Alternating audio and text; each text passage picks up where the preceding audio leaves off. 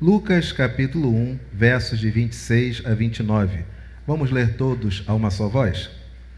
No 6º mês foi o anjo Gabriel enviado da parte de Deus para uma cidade da Galileia chamada Nazaré, a uma virgem desposada com certo homem da casa de Davi, cujo nome era José.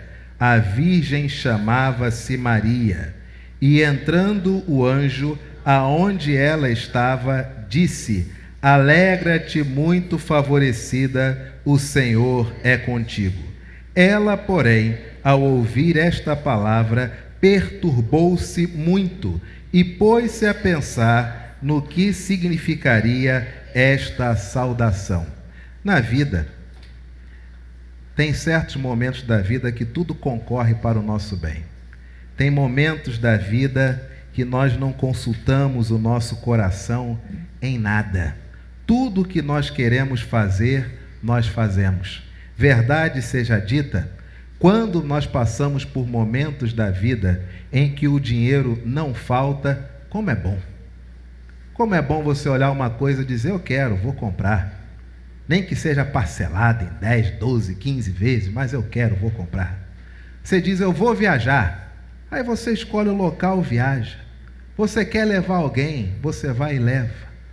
Como é bom na vida ter aqueles momentos onde você não nega nada a si mesmo. Você quer sair, você sai. Claro, isso é mais comum quando nós já somos adultos, já temos alguma idade, já não damos tanta satisfação da nossa vida a outrem. Mas há momentos da vida que são terríveis, não é verdade? Há momentos da vida que literalmente a impressão que dá é que a gente não tem mais vida. Tem momentos da vida que nós trabalhamos e trabalhamos de uma forma tão automática que nós não temos mais prazer nenhum no trabalho. Há momentos da vida em que chegar em casa significa um castigo. Há momentos na vida que nós olhamos a quem nós amamos e nós ficamos tristes, porque uma palavra nossa que outrora, em tempos onde nós não consultávamos ninguém, nós fazíamos o que nós queríamos, nós íamos aonde gostaríamos e queríamos ir, gastávamos recursos, tínhamos força, energia, ímpeto, brio, virilidade, mas parece que ao longo do tempo, até a nossa palavra para alguns já causa desconforto. E você às vezes chega em casa e diz, é melhor eu não falar nada, porque se eu falar, vai piorar. O que essa palavra tem a ver com a vida de Maria? Maria é um personagem muito enigmático. Você não vê uma declaração de Maria em termos de afeição a Jesus. O cântico de Maria, ela mesmo diz que dessa forma todos vão reconhecer que ela foi engravidada, que o que dela tem está no ventre, foi concebido por Deus e ela não será envergonhada e humilhada. Mas não é uma palavra de carinho à criança.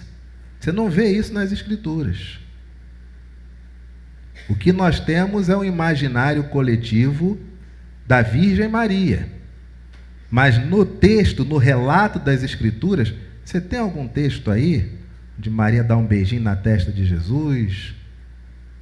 De Maria faz uma recomendação a Jesus daquela amorosa, que Jesus sai correndo, larga tudo e abraça a mãe? Você tem isso na Escritura? Não tem. Por isso que eu digo, ela é enigmática. Porque quando o anjo fala com ela, por exemplo, o objetivo do anjo é alegrar o coração dela. E o anjo aparece e diz, alegra-te, ó favorecida. Mas o verso 29, o que diz? Ela, porém, ao ouvir essa palavra, fez o quê? Perturbou-se de que forma? Muito. Maria talvez estivesse em um momento da vida que nem mesmo a presença de um ser que todo mundo fica na dúvida se existe ou não, quando se materializa e fala, aquilo lhe traz alguma coisa boa. Até um anjo aparecendo dizendo para ela assim, fica alegre. Para ela é o quê? Perturbação. E ela começa a pensar o que significa aquele ser na frente dela. Olha que coisa. Talvez para cada um de nós, nas nossas orações, a gente pede, Deus, manda um sinal, Deus, fala alguma coisa. Se nós víssemos um anjo, tá bom, não precisa nem falar mais nada, eu sei que o Senhor está comigo. Para Maria, um anjo, ela se perturbou. E começou a imaginar o que significava a presença daquele ser na frente dela. Maria, às vezes, é semelhante a nós. Nós temos momentos muito bons na vida, de muita vontade, de muita energia, de muita garra. Mas você já experimentou na sua vida momentos de sensação de vazio? Onde você diz, vou trabalhar. Para quê? Para pagar as contas. Vou viver. Para quê? Por mim eu até não queria viver, mas eu tenho aqui um filho, né? Aí vai ficar triste se eu me for. Tenho uma esposa, tenho um marido, tenho uma neta. Eu tenho que terminar de quitar essa casa, eu tenho que terminar não sei o quê. Então eu vou continuar existindo, mas de mim mesmo eu já não tenho mais.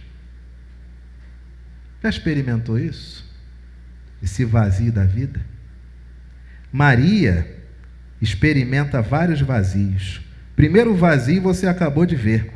Uma menina nova, com seus 14, no máximo 15 anos, que de repente tem uma visão, e ela que estava tranquila, prometida a um homem, como naquela época, aquele homem prometido a ela, como era costume naquela época. Primeiro vazio que Maria tem é o vazio da paz, que agora a vida dela muda radicalmente. Acabou a paz. Você, mulher que já esteve grávida, que já teve seu filho, você se lembra da sensação de estar gestante e em um determinado momento não saber o que fazer? Eu me lembro quando a Alícia nasceu, que estávamos visitando a Wallace e o Rodrigo na maternidade, e aí quando já estava naquele momento de Alícia ir para casa, o Wallace falou, ela é tão bem cuidada aqui, seria tão bom... Não que passasse mais alguns dias na UTI, não é isso. Mas seria tão bom se tivesse o contato de algumas dessas enfermeiras, se morassem na Tijuca. Lembra, Rodrigo? Aquela coisa boa de saber que tem alguém que sabe cuidar da criança, que é pastor, a gente vai pegar ela agora, daqui a pouco, vamos para casa. E aí?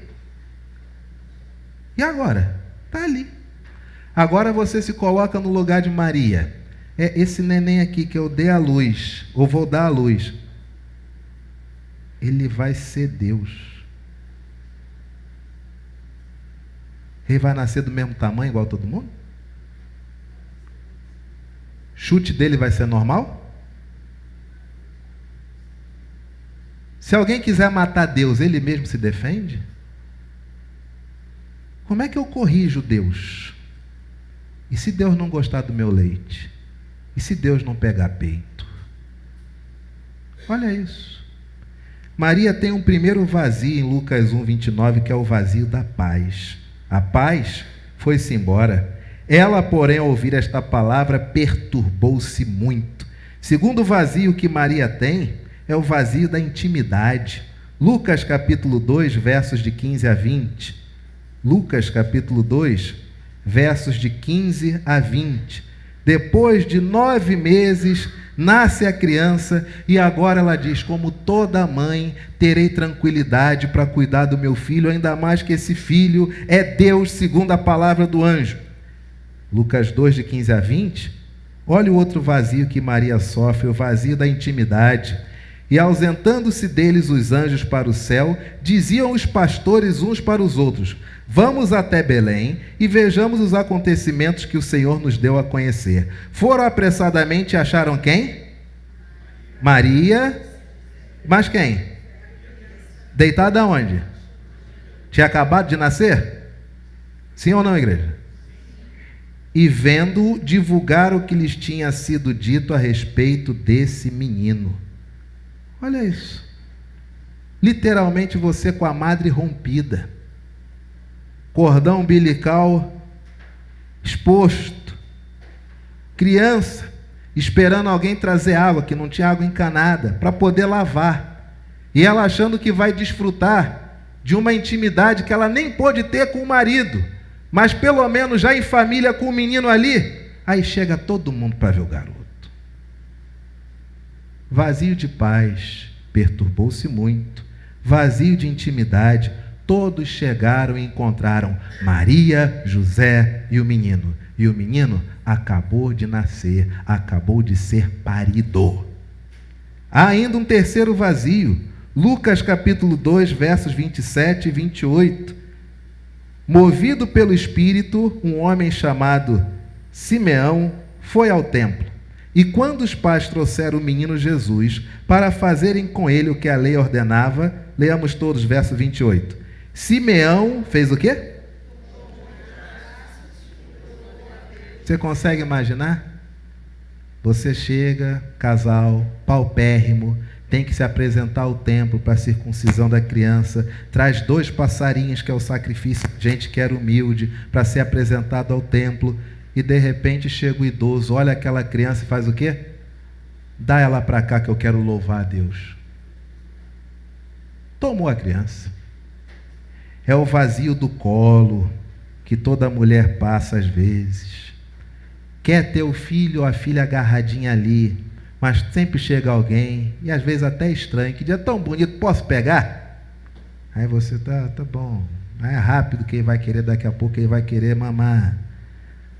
E aí a criança começa a chorar, aí a pessoa que está com a criança no colo olha para a mãe e ainda diz, não está sabendo criar, a criança está estranhando estranho. E a criança cheia de fome. Vazio de paz, vazio de intimidade, o vazio do colo. Lucas 2,51 tem outro vazio na vida de Maria, conforme as coisas vão se sucedendo, que era o vazio de uma palavra assertiva como mãe, porque o menino Jesus, agora o adolescente Jesus, não queria saber, não ouvia.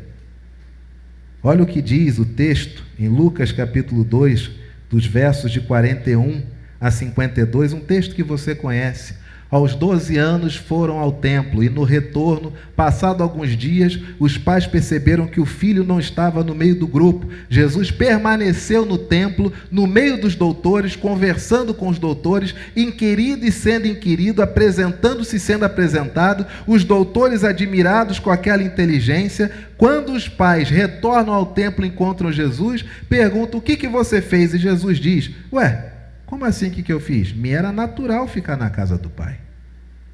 Olha isso. 12 aninhos. O que você faz com o adolescente Deus? O verso 51 diz, e desceu com eles para Nazaré, e era-lhe submisso. Sua mãe, porém, guardava todas essas coisas aonde?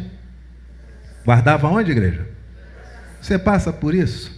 Esse vazio da palavra, você quer falar, mas não pode. Porque se falar, o clima já está ruim, pode ficar pior. Então eu vou calar. Aí você vai guardando no coração. Vazio de paz, vazio de intimidade, o vazio do colo, o vazio de palavra. E agora Maria é esvaziada na sua própria maternidade. Abra a Bíblia, Lucas 8, versos 19 a 21. Lucas capítulo 8, versos 19 a 21. Quem é esse que esvazia uma mulher de sua própria maternidade? Lucas capítulo 8, versos 19 a 21. Vieram ter com ele sua mãe e seus irmãos. Com ele quem? Jesus. E não podiam aproximar-se por causa da concorrência de povo, uma aglomeração para ver Jesus. E lhes comunicaram, tua mãe e teus irmãos estão lá fora e querem te ver. E a resposta de Jesus qual que é? Ele, porém, lhes respondeu, minha mãe e meus irmãos são aqueles que ouvem a palavra de Deus e a praticam. E aí Maria diz, quer dizer que nem mãe dele mais eu sou, é isso que ele acabou de dizer? Entendi bem? Talvez Maria dissesse: ele achar que não é mais irmão de vocês, os demais filhos, eu até entendo, porque em João 7 diz que o objetivo dos irmãos de Jesus era querer matá-lo. Depois você abre a Bíblia com calma, Evangelho de João, capítulo 7. Talvez ela pensasse: eu até entendo, mas ele saiu de mim. Como é que eu deixei de ser mãe dele? E quem está falando? É o Filho? É Deus? Tem alguém que pode responder teologicamente nessa época? Vazio, esvaziada de sua paz, esvaziada de sua intimidade, esvaziada no seu colo, esvaziada de palavra, foi esvaziada até da sua própria maternidade pelo Filho. Pode ficar pior o vazio de Maria? Claro que pode, sempre pode. Maria também sofre um vazio, que é o vazio da sua própria autoridade. Abra a sua Bíblia, João capítulo 19. Evangelho de João, capítulo 19, versos de 25 a 34. Evangelho de João, capítulo 19, versos de 25 a 34. No momento onde Jesus já se encontra na cruz, diz a palavra do Senhor: e junto à cruz estavam a mãe de Jesus e a irmã dela, e Maria, mulher de Cleopas, e uma outra Maria, que é a Maria Madalena. Vendo Jesus sua mãe e junto a ela o discípulo amado, disse: mulher, eis aí teu filho. Depois disse ao discípulo: eis aí tua mãe. Dessa hora em diante, o discípulo a tomou para casa. Boa parte dos exegetas acreditam que o discípulo amado é João, o discípulo. E aí Jesus cumpre uma função da lei, que como primogênito deveria dar destino à sua mãe. Quem haveria de cuidar daquela mulher, naquela sociedade idosa. E aí talvez Maria diga: não quis ser meu filho, e agora que está morrendo, delega a outro o cuidar de mim, sem sequer me ouvir. Cumpriu a lei. Que vazio. Com uma maternidade esvaziada, uma autoridade, o qual o discípulo amado a toma para ele e a leva, claro, querendo evitar que aquela mulher visse todo o sofrimento do seu próprio filho, mas não lhe teve o direito de dizer: ficarei aqui até o fim. Não. Há um vazio, ou até aqui, 6 vazios na vida de Maria. Um vazio de paz, um vazio de intimidade, um vazio de colo, um vazio de palavra, um vazio da maternidade e um esvaziamento até da sua autoridade. Já passou por isso? Ou talvez você tenha entrado aqui achando que estava no pior dos mundos, cumprindo até um rito religioso. Fazer média, Natal, vou lá. E de repente, você se defronta com um fato: que o vazio que você talvez esteja passando, em algum momento bate com os vazios que Maria passou. Você quer ter intimidade com alguém que você ama e essa intimidade lhe foi esvaziada. Você quer ter paz e essa paz lhe foi esvaziada. Você quer dialogar, mas não acha palavras. Você quer teus filhos e eles não estão perto. Você quer falar alguma coisa como mãe, mas eles não querem lhe ouvir. A palavra do Senhor diz que ainda há um outro vazio na vida de Maria. Abra a sua Bíblia. Lucas capítulo 23. Lucas capítulo 23, versos de 44 a 46. Lucas 23, versos de 44 a 46 e verso 49. Agora essa mulher é obrigada a ver esse filho que passou por tanta coisa se despedir-se da vida da forma como morreu. Já era quase a hora sexta, 15 horas, 3 da tarde, e escurecendo-se o sol, houve trevas sobre toda a terra até a hora nona. Já era quase meio-dia, e aí foi tendo esse movimento da terra de começar uma escuridão até as 3 da tarde. E rasgou-se pelo meio o véu do santuário. Então Jesus clamou em alta voz: Pai, nas tuas mãos entrego o meu espírito. E dito isso, expirou. Vendo o centurião o que tinha acontecido, deu glória a Deus, dizendo: verdadeiramente este homem era justo. E todas as multidões reunidas para este espetáculo, vendo o que havia acontecido, retiraram-se a lamentar, batendo nos peitos. Entretanto, todos os conhecidos de Jesus e as mulheres que o tinham seguido desde a Galiléia permaneceram a contemplar de longe essas coisas.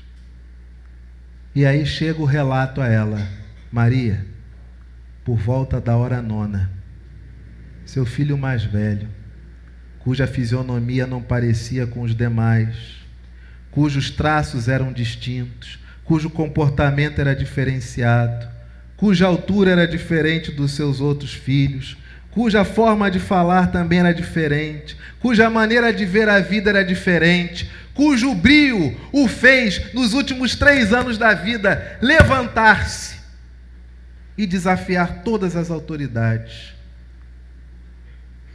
Infelizmente, Maria, você agora foi esvaziada da vida do seu primogênito. É um vazio diferente para Maria, porque não teve a oportunidade de ser mãe, talvez como todas as demais, e não a terá nunca mais, porque morreu.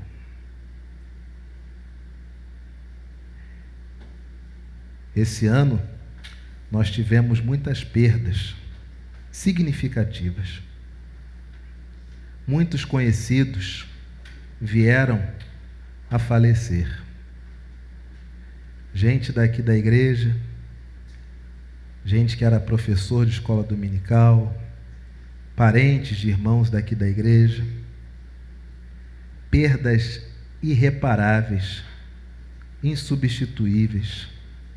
E cada um de nós sentiu esse vazio em um determinado momento desse ano. E o que essa palavra tem a ver com o Natal, né, gente? Que afinal de contas você não saiu de casa para ficar nessa bad, né? Maria passa por 6 tipos de vazios. Mas existe um outro que ela nunca pensou que ia passar. Lucas capítulo 24, versos de 1 a 3. Mas no primeiro dia da semana, alta madrugada, foram elas ao túmulo, levando os aromas que haviam preparado. E chegando lá, encontraram a pedra removida do sepulcro.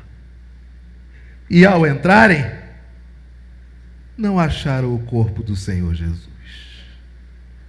O último vazio de Maria não é nela. O último vazio de Maria é no sepulcro. O último vazio de Maria é o sepulcro estar vazio. Há um vazio na nossa alma que muitas vezes nós não conseguimos, às vezes, distinguir. Mas Deus sabe. Maria passou por todos esses vazios e Deus viu.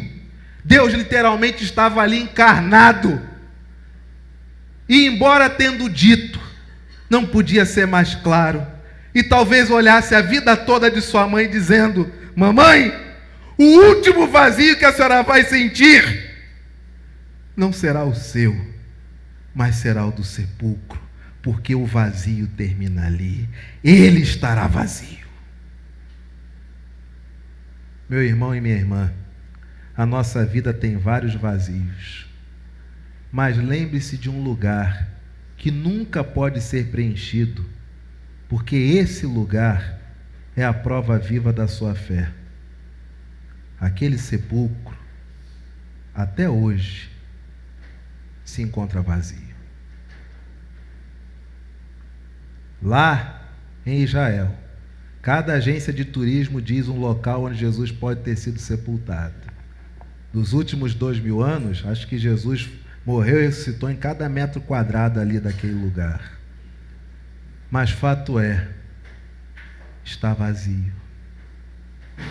Esse vazio que talvez você tenha hoje, faça um favor a você mesmo. Contemple uma cruz que se encontra vazia e um sepulcro que nem dá para dizer ao certo se foi este ou aquele, porque não há vestígio de quem ali foi depositado. Também está vazio. Há vazios na nossa vida que nós carregamos muito, mas há vazios que Deus nos proporciona, que são a prova da nossa fé. Em todo vazio que você passar, lembre-se disso: o túmulo está vazio. O Senhor ressuscitou. O último vazio de Maria foi contemplar que o seu filho não estava mais naquele lugar. E o vazio do túmulo é o que preenche a vida dessa mulher desse momento em diante. Pastor, isso tem na Bíblia? Claro, abra sua Bíblia. Atos, capítulo 2, versos de 12 a 14. Atos, capítulo 2. Aliás, Atos 1, versos de 12 a 14. Atos, capítulo 1, versos de 12 a 14.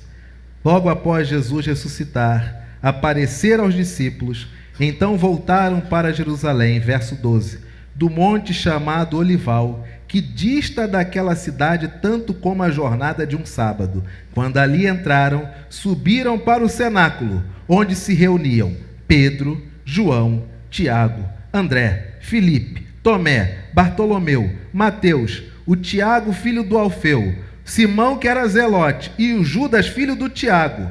Todos esses perseveravam unânimes em oração com as mulheres e também com Maria, mãe de Jesus, e com os irmãos dele. O vazio do túmulo preencheu o vazio da vida daquelas pessoas. Só aqui você encontra Maria orando junto com seus filhos, na companhia dos discípulos. Porque o túmulo vazio significa que a vida foi preenchida. Tudo que se era dito era verdade. Ele ressuscitou. E talvez você esteja aqui nessa noite e ao ouvir essa reflexão diga: pastor, interessantíssimo, legal, ok, mas assim, não tenho fé, não sou nem crente. Do que isso adianta para mim? Se você olhar Atos capítulo 1, versos de 12 a 14, existe algo que lhe pode ajudar. Sabe por quê? Porque independente da religião, da confissão de fé, a vida é comum a nós todos.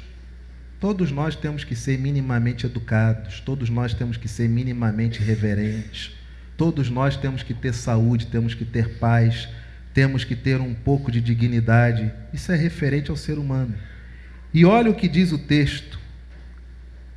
A palavra do Senhor diz: então voltaram para Jerusalém, verso de número 13. Quando ali entraram, subiram para o... Verso de número 13, de Atos capítulo 1. Quando ali entraram, subiram para o... Para onde? Eu pergunto para você nessa noite: você que é dessa igreja, você que é de qualquer outra igreja, você que não é de nenhuma outra igreja, você que não quer ser de nenhuma igreja, mas existe algum local que para você é uma referência de respeito? Se existe esse local, você leva as pessoas que você ama para ele? Existe algum local que imprime em você a ideia de um bem maior? No caso desses, era o cenáculo. E a palavra do Senhor diz no verso de número 14: todos esses perseveravam de que forma? Busque unanimidade. Busque coisas que sejam objetivo em comum. Sabe por quê? Porque na vida parece que nessa história mais recente, tudo o que se quer é nos dividir.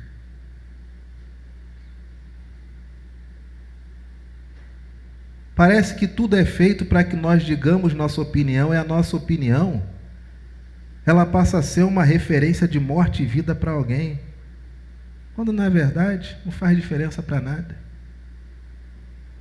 Mas busque não apenas um local de respeito, mas busque um ambiente onde as pessoas têm unanimidade de propósito. Porque muitas vezes nessa vida, você crente ou não crente, você se torna um galo de briga. Está sempre em ambientes onde se tem disputa de poder, de ego, de vaidade. Fuja desses ambientes. Faz bem para ninguém. E o texto ainda diz: todos esses perseveravam unânimes. Em quê? Em oração. Existe algo de transcendente, cujas pesquisas apontam que quem ora tem mais propensão a sentir-se melhor. Já experimentou? Isso é estatístico, é exato. Já experimentou?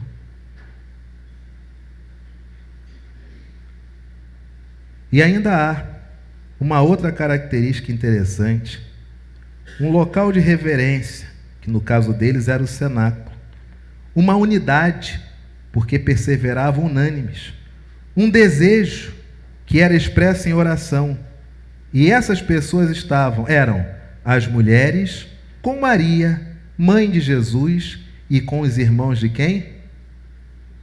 E com os irmãos dele. 2024 está aí.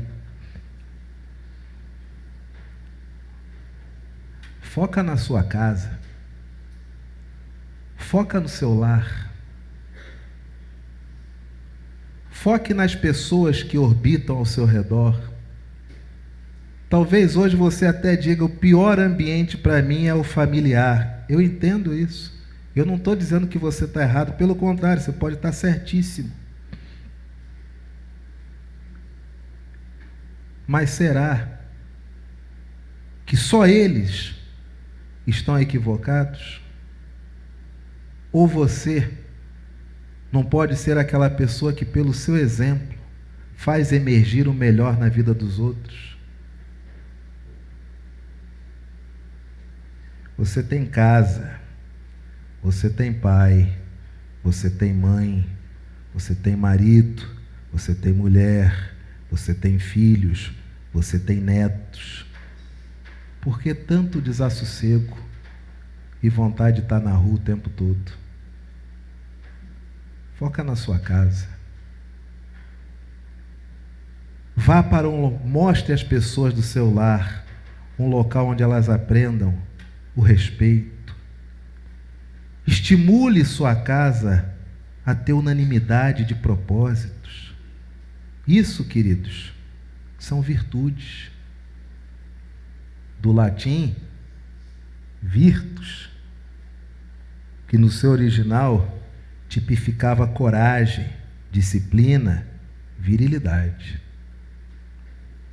A verdadeira virilidade é mostrar bons caminhos aos outros. Faça isso. Quantas coisas boas acontecerão na sua vida? E saiba de uma coisa: no caso de Maria, com tantos vazios, ela e seus filhos foram preenchidos ao reconhecerem que o túmulo estava vazio. Que nessa noite você seja preenchido pelo vazio daquele túmulo, porque o Senhor ressuscitou. Amém, querido?